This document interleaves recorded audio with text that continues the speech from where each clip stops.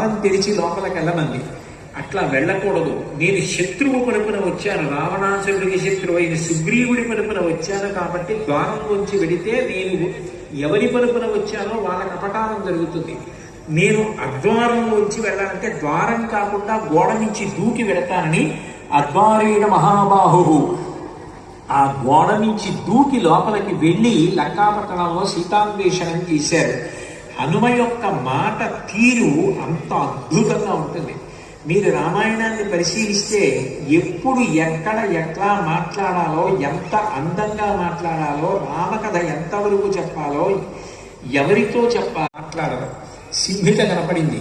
ఈమెని సంహరించవలసినదే తప్ప ఈమెతో మాట్లాడవలసిన అవసరం లేదని ఆమె శరీరంలో ప్రవేశించి ఆమె ప్రాణ సంబంధమైన అవయవములను గోళ్లతో తుడిచి ఆమెను సంహరించారు. ఎక్కడ ఎప్పుడు ఎంత మాట్లాడాలో అంత అంత అద్భుతంగా మాట్లాడతారు. హాస్యానికి హాస్యం అంత బాగా మాట్లాడతారు.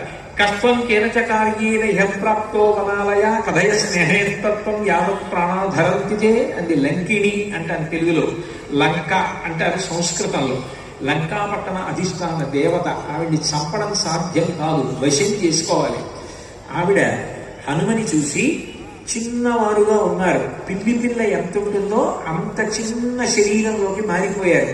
సూర్యే చాస్తం గతే రాత్రో దేహం సంక్షిప్య మారుతి వృషదంశకమాత్ర సన్ బభూవా అద్భుత దర్శన. పిల్లి రాత్రివేళ కూడా చూడగలదు.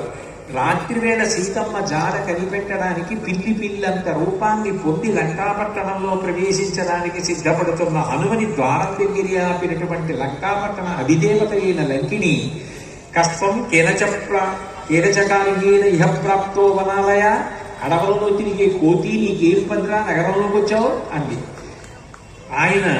ఆమె ఎంత కఠినంగా మాట్లాడిందో ఆయన కూడా అంతే అందంగా అంతే హాస్యంగా మాట్లాడతారు. కాస్తం నిరూపణైన పురత్వ అరేవ తిష్టసి అన్నారు. ఓ వికృతమైన ఒక ఉన్నదానా ద్వారం దగ్గరే కనబడ్డావా నాకు అన్నారు. ఎవరితో ఎలా మాట్లాడాలో అట్లా మాట్లాడతారు. ఆమె చివరికి హనుమ చేతిలో దెబ్బతిని ద్వారం తెరిచి లోపలికి వెళ్ళమంది. అట్లా వెళ్ళకూడదు. నేను శత్రువు పరుపున వచ్చాను, రావణాసురుడికి శత్రువు అయిన సుగ్రీవుడి పరుపున వచ్చాను కాబట్టి ద్వారంలోంచి వెడితే నేను ఎవరి పరుపున వచ్చానో వాళ్ళకి అపకారం జరుగుతుంది.